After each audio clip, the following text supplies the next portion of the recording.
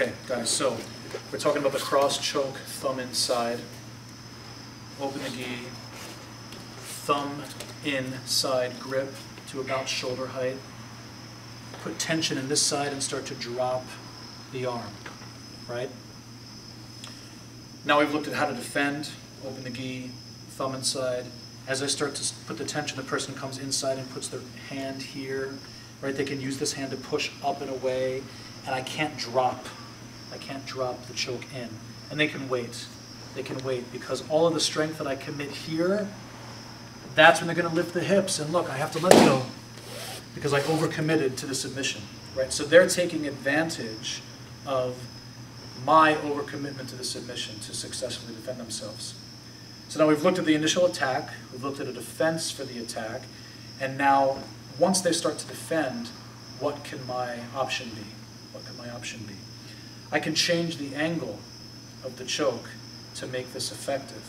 In order to do that, I have to transition my position from the mount to the side mount. Okay? So look, here's what we're going to do.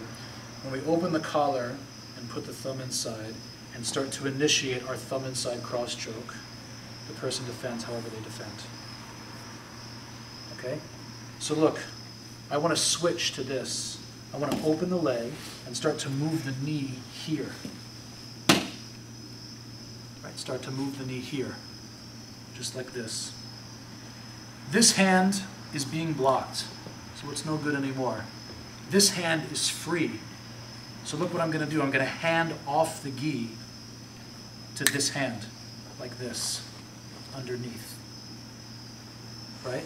Because this hand is the choking hand, so when I come down from the top, this hand blocks that choke. It effectively prevents the paper cutter motion from happening, so there's no choke. Plus this hand supporting it.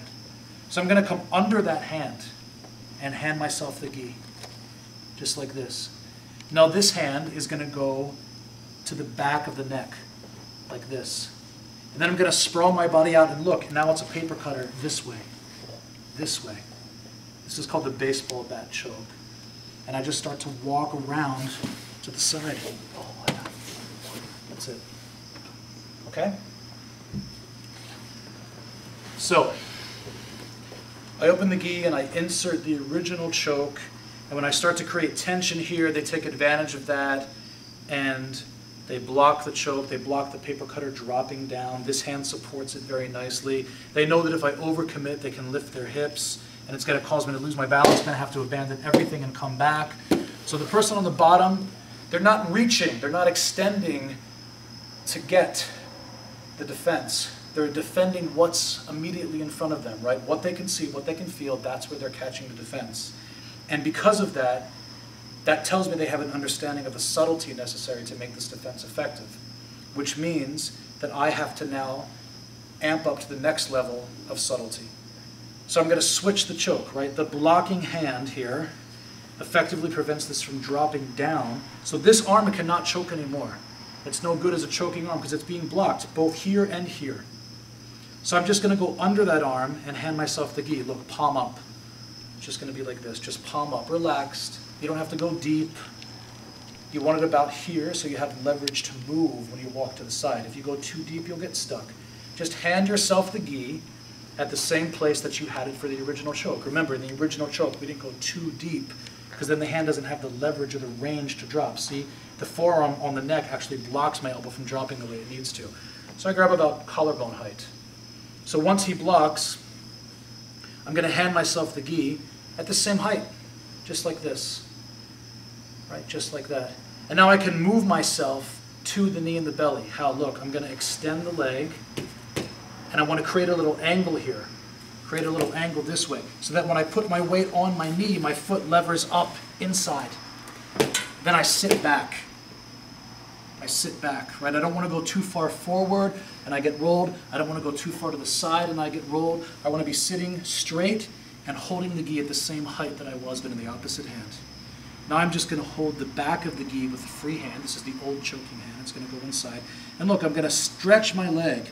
This leg's just going to stretch straight back, and I use all my weight on my arms. That's it, the choke. And now you see it's the same paper cutter effect. This arm has now become the choking arm, and it moves down the same way it did before, and the elbow tries to touch and draw a circle towards the head. That's what I want. I want this effect. Down and then circle in. Down and circle in. The backhand stabilizes his head from being able to escape from the choke. So it's palm up, and then look, I drop the elbow down. And when I take my weight off my legs and put it on the hands, it's very easy for me to choke. Okay? Make sense? Let's give it a try.